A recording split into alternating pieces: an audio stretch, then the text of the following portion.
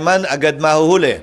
Sa ilalim kasi ng ating batas, ministerial ang trabaho ng COMELEC sa pagtanggap ng Certificate of Candidacy. Unawain din natin kung bakit ganun yun. Hindi pwedeng bigyan ng kapangyarihan ng COMELEC mag-reject ng Certificate of Candidacy.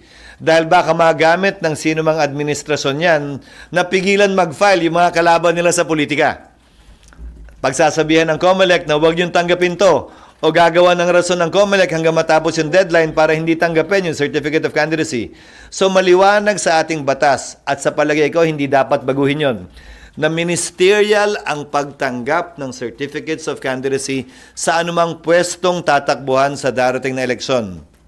Pero, subalit, datapwat, meron namang procedure para magpa-disqualify ng kandidato during the campaign period kung hindi nga ba siya qualified. Ang basic requirement, hindi ba kapag tatakbo? Citizen of the Philippines, for members of the House and members of the Senate, natural-born citizens of the Philippines, a particular age requirement, depende sa tatakbuhan mo, resident, registered voter, able to read and write. 5 ang qualification. Kung hindi mo taglay ang isa sa 5, pwede kang pa-disqualify bilang isang kandidato. Kung makalusot ka, tulad ng ginawa natin kay Mayor Alice Go, kung makalusot ka man, may proseso pa rin sa pamamagitan ng co-warranto para questionin ang iyong pagkakapanalo o pagkakaluklok sa pwesto. Kung mapapatunayan later on, matapos mong maproklama at manalo, na hindi mo taglay ang isa sa 5 o may ginawa kang pagkakasala para matanggal ka sa pwesto. Pero ang definition mo siguro ng solid opposition ay iisa. May opposition, pero sobra siguro sa isa. So, nandyan ang partido, nandyan halimbawa ang PDP Laban, nandyan halimbawa yung mga progressive groups, tulad ng Makabayan at iba't ibang party list groups na may sariling slate ng senador. Nandyan syempre yung mga Liberal Party, KNP, na akbayan na hindi naman sumasali dun sa progressive groups ngayon at hindi rin naman kaalyado ng PDP Laban. So, siguro meron ka nakikitang 3 na opposition groups, pero meron. Hindi nga lang nagkakaisa, nagkakasundo, at iisang malaking puwersa laban sa administrasyon. Magandang umaga, live pala. Biglang nagformal. Biglang nagformal. Good morning. What about the survey? We issued a statement yesterday thanking the public for the high performance ratings of the Senate.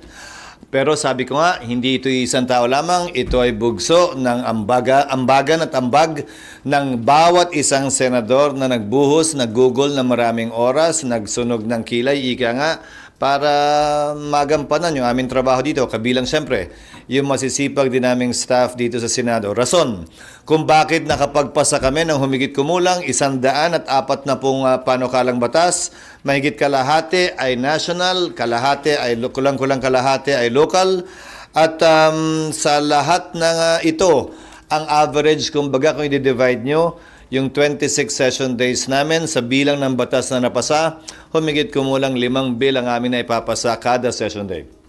Challenge po ba kung paano mamimaintain yung mataas na rating ng Senate? Ang rating, ang survey ay snapshot lamang ng pananaw ng ating mga kababayan sa partikular na panahon na kinuha yung survey. Tataas ito, bababa ito, hindi dapat malungkot at lumuha at umiyak kapag ito'y bumaba. Hindi rin dapat magyabang kapag ito'y mataas. Ang bahagi lamang ito ng buhay ng isang opisyal ng pamahalaan na dapat ginagabayan ng pananaw at opinyon sa kanya, sa amin, ng ating mga kababayan. So yun po bang pagbaba ng rating ni Presidente at ni Vice President, effective na yung mga yun? Hindi ko alam, pero by tradition din, kung titingnan mo ang mga survey ng mga nakaupong Pangulo at ikalawang Pangulo, mataas yan, siyempre, pagkatapos ng eleksyon at unti-unting bumababa yan. Habang tumatagal din sila sa pwesto. Siyempre, may mga expectation na hindi nami-meet yung ating mga kababayan mula sa kanila. Rason kung bakit ito'y bumababa. Madalas, hindi lamang sa kaso ni Pangulong Marcos at ni Vice President Duterte, pero sa lahat ng mga nagdaan nating Pangulo at ikalawang Pangulo kung pag-aaralan natin yung mga datos kaugnay nito. Sir, considering the VAT for Digital Services Bill was signed into law today, what other revenue-generating measures should Congress be pushing for? I think that would be the only one pending in LEDAC that would seek to generate revenues from those engaged in digital marketing here in the Philippines, from outside. The ones pending before the Committee on Ways and Means identified as priority would be what we call the small PIFITA and the big PIFITA. These bills basically seek to lower the taxes imposed, for example, on the transfer and sale of stocks in order to encourage investments in the stock market, to lower the same rates insofar as debt instruments are concerned or bonds, and to lower the same insofar as insurance premiums are concerned. Likewise, the big PIFITA would include lowering various taxes as well. I am not aware of one except, I remember, the SUP, the Single-Use Plastics Bill, which seeks to impose, I think, a 200 pesos per kilo per ton from zero right now. This is actually in the nature of a sin tax, not really that of a revenue-raising measure, but inadvertently, revenues will be raised because of the SUP, the Single-Use Plastics Bill. I'm not aware of any bill filed thus far in Congress, nor any bill approved in LEDAC, nor any bill considered as priority that seeks to impose higher taxes on our citizens. Sir, pwedeng balik lang ako sa survey pero hindi na po yung Yes, ma'am. sa inyo. Sir, kasi naglalabasan yung SWS Pulse Asia survey on mga bets for senatorial bets. Sir, paano to dapat tignan ng tao? Kasi hindi ba parang nagkikreate na siya ng trend? Paano naman yung mga hindi nakakapasok sa survey by this time? Well, ulitin ko, snapshot lamang yan. Kung papansinin mo, may dalawang SWS survey na tila magkaiba yung ranking ng mga senador na tumatakbo. Pero pareho silang SWS. Pero tingnan mo yung petsa, magkaiba siya. Ang kaibahan ay isa o 2 linggo ang pagitan. So snapshot yan, magbabago at magbabago yan. At ayon din sa sarili kong pagkakaunawa ng survey, ito'y magbabago pa habang lumalapit ang eleksyon. Dahil habang lumalapit ang eleksyon, mas siseryosohin na ng ating mga kababayan yung kanilang mga actual na pipiliin at choice na ilalagay sa balota. Yung ganito kalayong mga survey, indicative lamang yan, pero hindi pa yan yung ika nga starting gun survey ng darating na eleksyon sa May 2025. Usually, yung tinatawag nating starting gun survey ay magsisimula sa survey na gaganapin ng Enero sa darating na taon. Yun ang on your mark, get set, go na survey, ika nga, na tinuturing ng mga kandidato at hindi yung ganito kaagap ang mga survey. Sir, hindi ba sa parang nag-create ng undue advantage dun sa mga pumapasok sa top 12? Kasi syempre names na nila yung, tsaka nasasama sila sa mga news. Well, Names depende sa paniniwala mo. Ang Pilipinong botante ba ay Llamadista o Dehadista? Kung pelikula ang pagbabasihan, Dehadista ang Pilipino at hindi Llamadista. So, depende. Wala pang survey na ginagawa para tingnan at masabi na ang Pilipino ay boboto sa nagkataon lamang na lamang ngayon o mataas ngayon sa survey. Ika nga kasabay ng bandwagon effect. Walang ganun datos kaugnay sa pagpili ng mga kandidato sa parte ng electorate natin. So parang based on your experience din naman, sir, ilang beses na kayong tumakbo po, parang hindi naman nadadala yung mga botante sa mga ganitong survey, sir? Ang pinakauna at malaking kasalanang pwedeng gawin ng sinumang kandidato ay maliitin ang kaisipan at kapangyarihang pumili at magpasya ng ating mga kababayan. Hindi dapat ginagawa ng kandidato yon. Kasabay ng pagtakbo ng sinumang kandidato, dapat mataas na pagtingin sa pananaw ng ating mga kababayang elektor na pumili ayon sa kanilang ninanais at personal na desisyon. Hindi dahil nagkataon lamang na lamang mataas o sikat ang isang kandidato. So wala kayo nakikitang basis para ipagbawal yung mga survey? Wala. Meron na yatang sinubukang batas na gawing ganun dati, di ba? Ano ba nangyari? Nakalimutan ko na yun eh. Pinayagan ba o hindi? Yun nga sir, anong tingin ninyo? Kasi nga, give it undue advantage talaga siya eh. Lalo na yung mga nakakapag-buy to survey. Sir, kasi di ba meron mga survey na Commission. pinakasama talaga yung mga pangalan? Hindi naman. May regular surveys na hindi bayad ng kandidato. Ito'y sponsored na may sariling mga sponsor, yung mga surveying companies. Mapa-Okta man yan, mapa-SWS, mapa-Pulse Asia, kung anumang surveying company. Pero labas doon, o dagdag pa doon, kung magra-rider question ng kandidato, pwede ring magpa-commission ng isang survey at kapag ka ito ay privately commissioned survey ng isang kumpanya, ng isang negosyante, ng isang grupo, ng isang partido, may decision sila kung ilalabas yan o hindi. Pero yung regular survey conducted by these surveying companies, lumalabas talaga yan. Quarterly man o semi-annually o yearly. Nilalabas talaga nila yan, open to the public, at wala yang pinipili din kung sinong pangalan ang ilalagay, sinong pangalan ang hindi ilalagay. Pero suriin din nyo yung mga survey. Dahil hindi pa naman tapos ang filing of certificates of candidacy, ang dami nilang pangalan nilalagay doon na maaari namang hindi tumakbo. So, hindi porket nasa page 2 o page 3 yung kumakandidato o kakandidato, gano'n na sa kababa. Dahil pag tinanggal mo yung mga hindi tatakbo, makikita mo talaga yung totoong numero. So, yung survey na gagawin matapos ang last day of filing, dahil wala naman ng substitution ngayon ayon sa COMELEC, na hindi dahil sa namatay o nagkasakit o na-incapacitate, halos yan na yung makikita nating kandidato. Pero ang starting at beginning gun ika nga sa karerang ito, tingin ko ay yung survey pa rin ng Enero, hindi yung ngayon. Pero yun nga, sir, hindi ba kailangan magkaroon ng regulation or... Tulad ng ano, bawal mag-survey? Bawal maglabas ng results, sir. Tapos may ano. Kumbaga bigay mo na lang sa mga politiko na kasama doon, sir. Pwede ba yun? Akala ko ba gusto natin transparent, bukas, available at ready anumang impormasyon na available? Sino tayo para mamili ng impormasyong pagbibigay alam natin sa publiko at itatago natin sa publiko? Kayo bilang media ang dapat nangunguna sa pakikipaglaban, di ba? Na lahat ng impormasyon ay lumabas. Kabaliktaran yata ito nun kung sakasakali. Kung sasabihin natin bawal ilabas, bawal sabihin, bawal pagkalat, bawal i-share sa iba. Sa dulo, ulitin ko, mapagpanuri ang ating mga kababayan, huwag nating maliitin yung kanilang kakayahan, yung kanilang abilidad, na magpasya at mag-decide kung sinong iboboto nila nang hindi dahil lamang sa isang survey. Pero sir, tama ba kahit paano may effect din talaga yung survey? Sa choice no? Sa liyamadista, oo. Sa dehadista, may epekto rin pero positibo sa dehado. So, depende. Ano ibig sabihin ng yamadista? Yung parang we tend to vote for the lamang... May mga botanteng liyamadista siguro. May mga botante rin namang dehadista, hindi ba? Parang sa pelikula lang yan, di ba? May mga pumapabor sa dehado, may pumapabor sa liyamado. So I think it will cancel each other out. Sa dulo, ang pagbabasehan pa rin dapat, at tingin ko siyang ginagawa ng botante, ay kung sino talaga yung kursunada nila sa anumang pwestong bobotohan nila. Sir, there are also observations that the Senate has become some sort of family enterprise kasi mga magkakamag-anak, kapatid, ina, yung nakakapasok sa nananalo sa Senate. Sa dulo, wala naman tayong batas na pumipigil kung sinong nais tumakbo.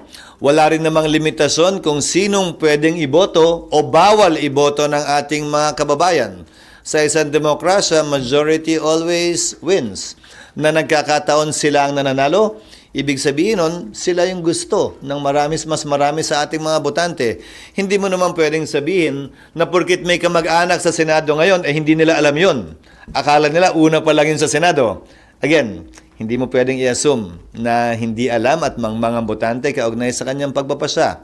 Alam niya ang ginagawa niya, alam ng botanteng Pilipino yung kanyang pagpapasya, at desisyon niya na maglagay ng 1, 2 o 3 mula sa isang apelyido o pamilya. Pero sir, there's a constitutional prohibition against political dynasty, although wala pang enabling regarding that. Don't you think Congress should pass it? Well, may mahabang debate dyan sa mga nagdaang panahon dahil sa definisyon ng political dynasty at sa mga rules na papalibot dyan. Bigyan ko kayo ng halimbawa. May isang kandidato na nag-file, matagal na siyang tumatakbo, konsehal sa isang bayan. Yung kapatid niya, biglang sumikat sa larangan ng showbiz o anuman, nagpa siya mag-file ng senador. Tanong, dynasty ba yan? Pagbabawal niyo ba yung kapatid ng tumakbong konsehal at papayagan yung senador? Pagbabawal niyo ba yung senador dahil nauna yung konsehal? Paano pag may magpinsan na nag-file ng certificate of candidacy, yung isa para konsehal sa isang bayan, yung isa para mayor sa kabilang bayan? Saklaw ba yun? Pareho pa rin ba ang sagot mo kapag tumakbo yung magpinsan na mayor ng isang bayan at governor naman sa isang probinsya na hindi saklaw ng bayan niya yun? Pareho pa rin ba ang sagot mo kapag tumakbo sa Mindanao yung isang pinsan at tumakbo naman ng konsehal yung isa sa Luzon?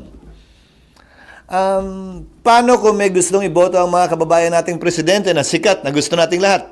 Biglang may pasaway na kapatid na tumakbo bilang congressman o senador. Bawal na ba tumakbo yung kursunada nating presidenteng tatakbo? Ilan sa mga katanungan na hanggang ngayon hindi pa nasasagot ng mga nagpapanukala. Ang assumption nila ay isang malaking sindikato ang lahat ng pamilya na hindi naman siguro ganun yun. Nakikita natin maraming mga magkakamag-anak sa eleksyong to at nagdaang eleksyon na naglalaban-laban, nag-aaway-away. O paano pag may isang pasaway? Sino magpapasya nun? Ang assumption nyo, mag-uusap-usap dapat silang pamilya. Eh, hindi nga, magkakaaway nga eh. So, sino magde-decide? Comelec? Korte? Anong institusyon o ahensya ang magpapasa ng bagay na yun? Ito ang mga katanungan na dapat sagutin ng panukalang batas na yan na marahil isang rason kung bakit hindi pa nga naipapasa ay hindi pa masagot yung mga tanong na yon. Or either that or yung kasi nga, yung mga nakaupo sir sa, lalo sa house, yun nga, member ng mga political dynasty. Posible din yun. Pero gaya na nasabi ko, asan ba yung version halimbawa na sasagot dun sa ehemplong mga katanungan kong yun?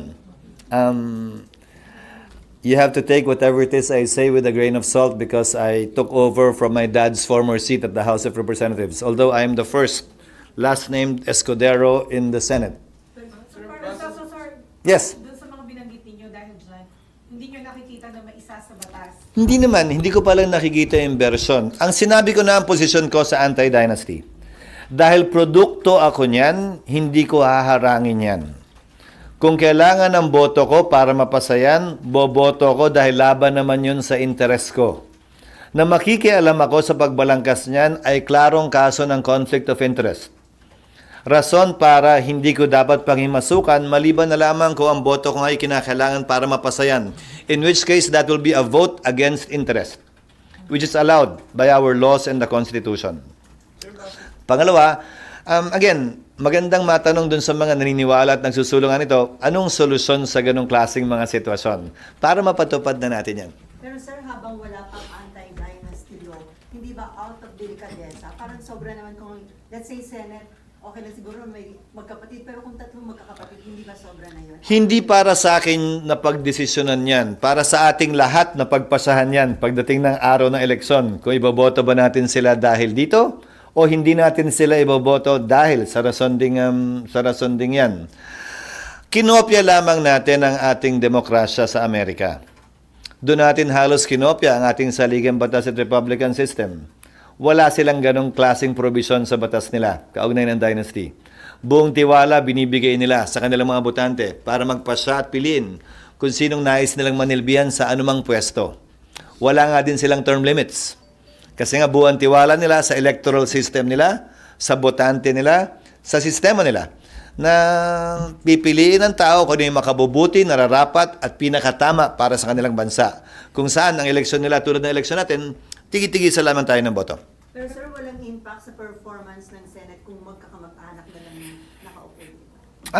Ako walang nakikitang impact o epekto yon kung sakasakali. Dahil nakita niyo naman yung naging performance ng Senado sa loob, gaya na nasabi ko, ng 26 na araw o humigit kumulang 100 calendar days. Nalampasan namin ang nagawa sa loob hindi lamang ng 1 taon, pero kulang-kulang 2 taon ng regular session. So, hindi hadlang yun, tingin ko, para magampanan ng Senado yung kanyang trabaho. Sir, base sa mga lumalabas sa survey, may mga bagito, may mga bumabalik, may mga nagtatapusong bumalik. Sir, paano nyo i-describe so far yung mga makakasama nyo? 10 out of 12 ayon sa latest survey ay tila pasok o malaki ang pag-asang makapasok sa top 12 sa slate ng administrasyon. Dagdag pa siguro doon yung balanse ng dalawa doon sa slate ng administrasyon ay may fighting chance, may laban, ika nga. So midterm election to, kaya madalas yung mga kandidato ng administrasyon ang lamang o llamado at pinapakita yun ng survey. Kaugnay naman ng mga bagitong sinasabi mo, siguro ang wala lamang naman karanasan ay iisa sa larangan ng legislation at gobyerno. But the rest, may karanasan sa panggogobyerno, hindi lamang sa panggogobyerno, specifically sa larangan pa ng legislatura. So, sir, mas mapapadali kaya yung mga legislation next year? Or mahirap naman sabihin yon. Depende sa iso yon. Depende sa iso yon. Siyempre may kanya-kanyang paniniwala, may kanya-kanyang advokasya, may kanya-kanyang pinaglalaban ng kada kandidato at kada magiging senador. Kung gaano kalalim yung banggaan o pagkakaiba ng pananaw kaugnay sa partikular na iso advokasya, yun siguro magpapahirap sa pagpasa ng anumang panukalang batas. Sir, may patanong si Dean doon na. Ngayon nag-file na ng COC yung mga candidate. Ano daw yung mensahe niya? Good luck at natutuwa akong hindi ako isa doon. Pero pwede ko lang din sa... Ang sarap kaya manood. Na gano'n? Nag-enjoy ka niya? Kesa naman niya kayo, nandun, Sir, nakita mo yung kumanta? Nakasama sa plataforma de gobyerno niya ang magkaroon ng recording contract. Uso pa ba yung mga kung ano yung gimmick, sir? Paano ba yung ganong gimmick? Hindi mo ba nakita kahapon yung mga gimmick? May malalaking muka, may malalit na muka, may nagrarally, may nagsasayaw. Kasama na yon. Yes, Sinimpa. sir, pwede ko lang sa anti-political violence. Yes, ma'am. Ito pending Congress, hindi nyo nakikita yung chance na magkaroon ng batas against political violence. Wala pang bersyon na lumalabas mula sa komite. Sa pagkakaalam ko, merong bersyon si Senator Padilla. Kaugnay sa bagay na yan. Pero hindi pa lumalabas mula sa komite. Pero yung it being complicated at sabi nyo nga, ang hirap i-define kung ano yung political dynasty and paano ito i-apply. Nakikita nyo slim yung chance. Sa kongresong ito, oo. That will be a factual statement. Pero ulitin ko, sa House, wala pang lumalabas din na version. So kahit magpasa ang Senado, wala. Pero maganda nga makita, sana yung mga nagsusulong talaga nito at naniniwala dito, pag-aralan, suriin, kung ano nga ba yung tamang version at formula na magbibigay ng laman dito sa konseptong ito.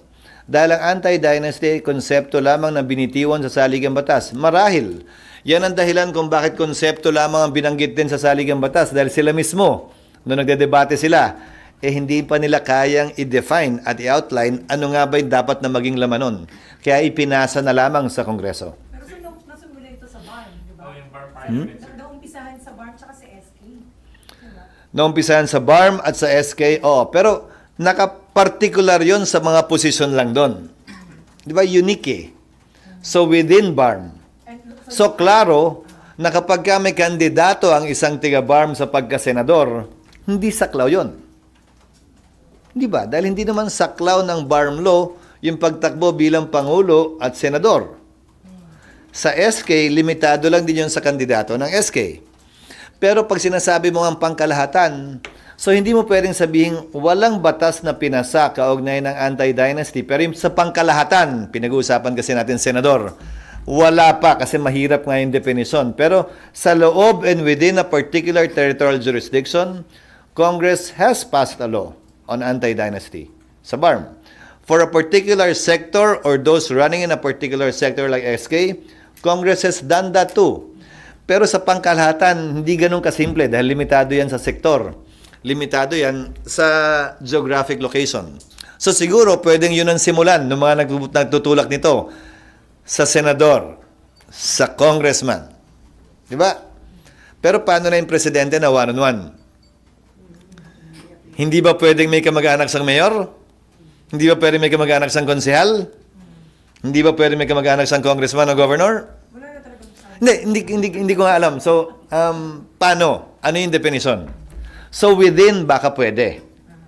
Local lang. Sir. No, hindi naman local. For a segment, for say, sa mga senador, bawal yan within the 4th civil degree. Sa mga congressman. Di ba? Institution by institution, baka yun ang mas maganda o tamang approach. Sir, may intention kang pag-aralan. Ano yung magandang konsepto sa Again, conflict of interest kasi ako dyan. So kung ako mag-aaral at magsusulong yan, baka sabihin nila, kina-carve out ko yung mag-a-apply sa akin o sa amin. Pero yung conflict of interest nga na yun, medyo reverse yung application dahil apelido ko at pangalan ko ang kauna-unahang nakarating ng ganito kataas sa Senado at walang kasunod at wala akong sinundan. Is it concerning na these midterm elections, mukhang walang solid na political opposition? opposition? Sino na yung opposition ngayon, sir? Madalas naman gano'n ang midterm eh.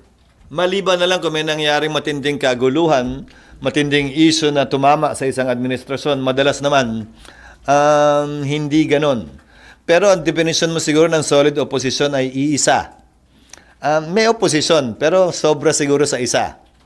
So, nandyan ang partido, nandyan halimbawa ang PDP Laban, nandyan halimbawa yung mga progressive groups, tulad ng Makabayan at iba't ibang party list groups na may sariling slate ng senador.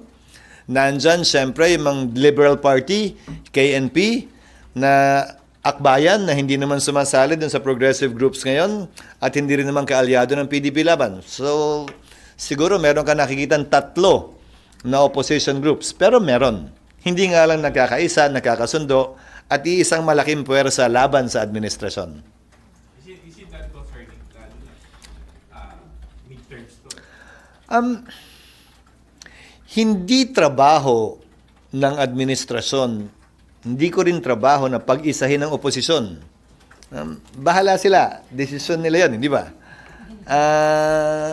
Pero ang importante, merong oposisyon. Kaysa naman wala. Ito nga lang, madami. At mas malaliit na madami kaysa isang malaki. Noon na ako tumakbo bilang senador, naalala ko, meron kaming slate noon, midterm election yon. Sa ilalim ng tinatawag naming genuine opposition o GO. So, yun, nagkasundo-sundo yung opposition groups noon. Bagaman hindi yun technically midterm. Dahil tandaan nyo, nagsimula ang term ni Pangulong Arroyo noon 2001 after EDSA 2. So, hindi na technically midterm yun. Patapos na yung kanyang termino noong 2010 noon. So, sa kaso ngayon, sir, ang mga ang opposition, I think they've said that. They have said as much. Hindi ko kailangan i-qualify yun. Di ba yun na yung sinasabi nila? Sino bang bumabanat sa administrasyon? Sir, about the possibility of more Alice Goes seeking public office at 2020? May posibilidad pa rin yun. Trabaho nating lahat na maging mapagmatyag at tiyakin na hindi sana mangyari yon. At kung mangyayari man, agad mahuhuli. Sa ilalim kasi ng ating batas, ministerial ang trabaho ng COMELEC sa pagtanggap ng Certificate of Candidacy.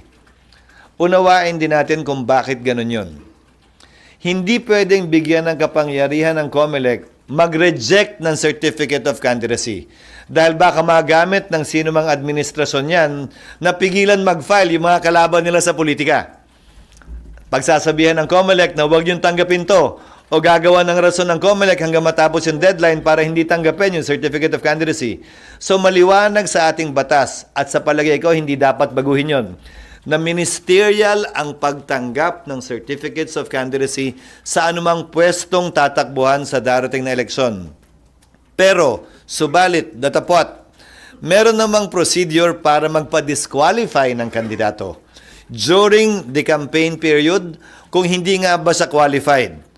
Ang basic requirement, hindi ba kapag tatakbo? Citizen of the Philippines, for members of the House and members of the Senate, natural-born citizens of the Philippines, a particular age requirement, depende sa tatakbuhan mo, resident, registered voter, able to read and write. 5 ang qualification.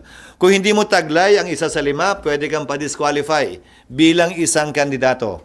Kung makalusot ka, tulad ng ginawa natin kay Mayor Alice Go, kung makalusot ka man, may proseso pa rin sa pamamagitan ng co-warranto para questionin ang iyong pagkakapanalo o pagkakaluklok sa pwesto. Kung mapapatunayan later on, matapos mong maproklama at manalo, na hindi mo taglay ang isa sa 5 o may ginawa kang pagkakasala para matanggal ka sa pwesto. so sir, ano agency at dapat maging alerto para wag nang may another Alice Go na elect? COMELEC pa rin. Pero sa tulong ng ating mga kababayan na dapat maghain ng karampatang impormasyon kaugnay sa kawalan o kakulangan sa requirements ng sino mang kakandidato. Sir, speaking of Alice Go, I'm sure na-upload nyo rin sa Al Jazeera, parang tinatag siya as Chinese spy. May panawagan po kasi yung DND na parang palakasin yung espionage law. So, sir, in the coming days ba, patalakayin na Senate? Amin na, akin na. So, magandang pakitanong sa DND, paano ba papatatagin yung espionage law? Ano bang gusto nila? Dahil yung pagkakaunawa ko sa espionage law, nagagawa at ginagamit lamang yan sa panahon ng gera. 1932, yung ating revised penal code. Hindi pa nagagamit yan ni minsan sa aking pagkakaalam na ginamit na idemanda sino man. So magandang malaman mula sa kanila mismo. Kaya nga amin na, anong gusto nilang pagbabago na gawin doon para mapag-aralan namin? Paano ba ito mai-improve kung sakasakali? Kasi ang problema sa espionage, element ng crime, may ninakaw kang state secret. Ano yon halimbawa bilang mayor? Applicable ba sa state secret ang local secret ng banban? Ano yung secret na yon? Na tinraid, ginamit, pinadala, sinumbong na hindi dapat lumabas. Actually, it would be a curious amendment, if ever. Because that is close to a dead letter law, to my mind. Kasi nga, bihira gamitin, o baka nga hindi pa nagagamit yan. Sir, yung espionage law, sir, RPC lang, walang separate. RPC. Revised Penal Code yan. It's a 1932 law. Maaaring hindi yung espionage law ang kailangan amyendahan. Diba? Ibang batas yung dapat mag-apply sa Oo, pero kaya magandang pag-aralan at malaman kung anong gusto nilang gawin. Kasi nga, may kagera ba tayong bansa? May kalaban ba tayong bansa? Paano mo masasabing espionage yun? Kaibigan naman natin lahat ng bansa dapat. Di ba? So parang, kumbaga, pag ninakawan ka ng sikreto ng kaibigan mo, espionage ba yun? O dapat kalaban mo yung nagnakaw ng sikreto? Kasi kung kaibigan mo, baka naman okay lang. So magandang tingnan yun. Actually, that will be a curious debate. A curious, if at all, bill, which I would look forward to tackling. Sir, procedures lang. Pagka may mga ganong suggestion o gustong mangyari executive officials, yung gustong pagbabago sa batas, sila dapat magbigay na... They usually talk to a member of Congress, either the House or the Senate, and give a version of the bill. Pag-aaralan ng mambabatas at kung nais niya, pirmahan niya, lagay niya yung pangalan niya ron, i-file niya yung bill, o kung may gusto siyang pagbabago, konsultahin niya, baka pwedeng ganito na lang. sponsors na. Tapos papayag yon, pa-file dito, de-deliberate na. Pag gusto niyang matulak talaga at pumasa, isama sa mga meeting ng LEDAC para ma-identify sa priority measure, para matutukan ng magkabilang kamara ang pagpasa nito.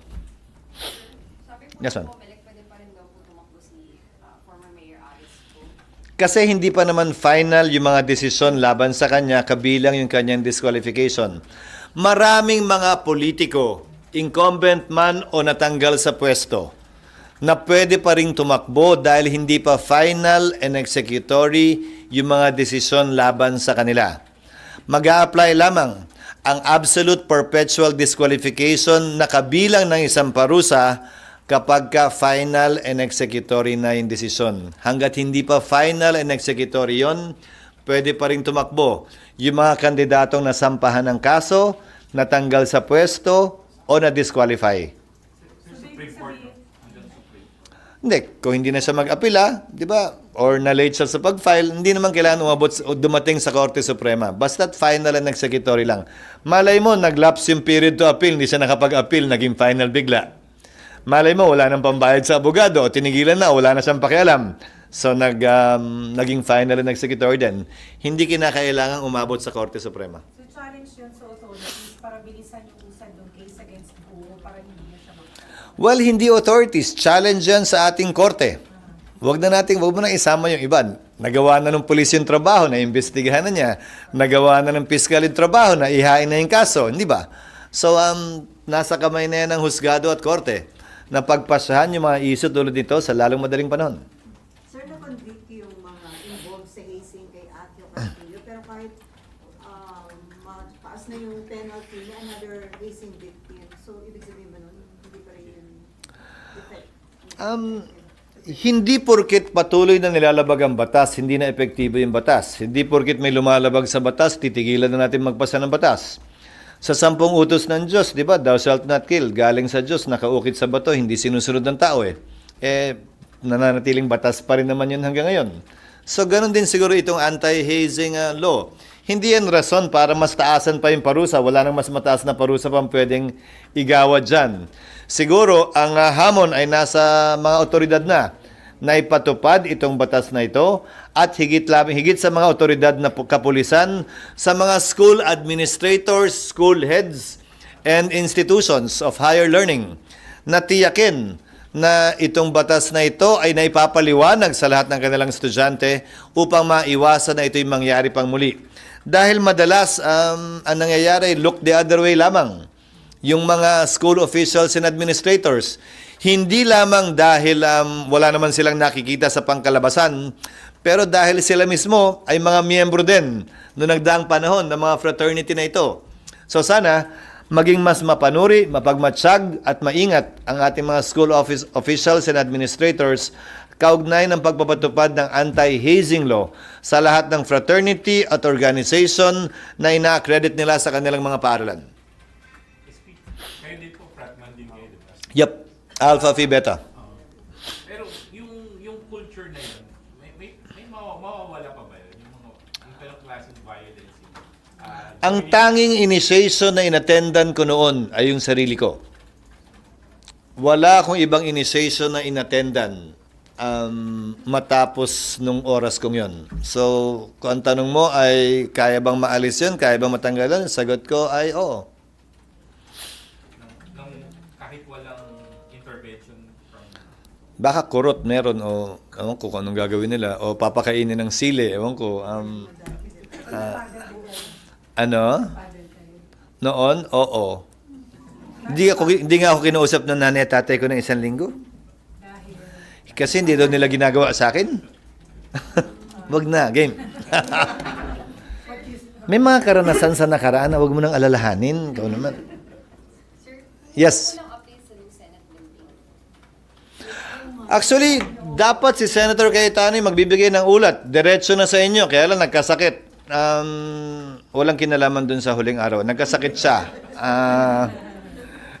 Nilagnat yata o nagka-fever. So, sana, malamang hindi na rin ngayon. So, sana, sa darating na linggo, makapag-briefing siya sa inyo. Dahil handaan na raw yung kanyang report. Yes, ma'am. Sir, sinabi niyo po before that you'll pass it on time po yung 2025 budget. May updates po ba on the timeline for that po, na specific? I just talked to Senator Grace last night, the chairman of the Finance Committee, as well as the LBRMO, the secretariat for the Finance Committee. Ayon sa kanila, on track sila na matapos lahat ng committee deliberations ng iba't ibang vice chairperson sa buwan ng Oktubre habang naka-recess kami. Ayon sa Kamara, isasubmit nila ang GAB o General Appropriations Bill. Ito ang bersyon ng Kamara ng budget para sa darating na taon sa October 25. Sabi ko, baka pwedeng mas maaga kung kaya para mas ma-review na namin. Pero ang timeline nila ay October 25. Kung tunay nga masubmit nila na October 25 yon, nakaschedule kami na i-file ang committee report pag-resume namin ng November 4 at inaasahan namin na by November 6 at the latest, kung makatsamba November 5 the following day, ay masusponsoran na ang panukalang budget ng 2025. Baka masimulan na rin namin ang interpellation sa general principles ng November 5 or 6 at magpapatuloy ang plenary debates the following week. Inaasahan namin maaprubahan yon sa loob ng hindi lalampas ng 2 linggo. Ayon sa mga nagdaang schedule din ng budget deliberations ng Senado mula umaga hanggang madaling araw. Sir, masinig lang. Ilang araw ang ina-allocate niyo for BICAM? For BICAM, wala pa. Pero by tradition din and by practice, humigit kumulang 2 linggo maximum ang Bicameral Conference Committee deliberations ng Kamara at ng Senado. Bago kami mag-adjourn, kailangan yan mapadala sa Malacanang dahil wala na kaming sesyon. So inaasahan namin maaprubahan ng budget within at the latest, the 2nd week of December, at the earliest, 1st week of December. Last year po nag-raise si Sen Coco na merong mga malalaking agencies na madaling araw na tinatalakay. Sabi niya, idadalaw sila sa minority so they cannot like stay the whole day. Mahirap for them. Meron na